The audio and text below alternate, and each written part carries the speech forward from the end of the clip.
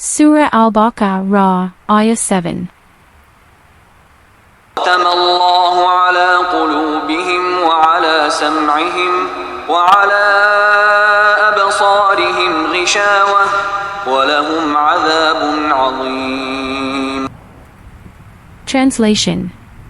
Allah has sealed their hearts and their hearing, and over their eyes is a veil, and for them is a great punishment. What does this ayah mean? This ayah talks about people who ignore Allah's guidance. Because they keep rejecting the truth, their hearts, ears, and eyes become closed, meaning they no longer see or hear what is right. Imagine someone who closes their eyes, covers their ears, and refuses to listen when you try to help them. No matter how many times you tell them the right thing, they don't care. That's what happens to people who ignore Allah's guidance for too long. When people repeatedly reject the truth, their hearts become hardened. They lose the ability to recognize what is right and wrong, and eventually, they face the consequences of their choices. What can we learn from this ayah? First, always keep your heart open to the truth.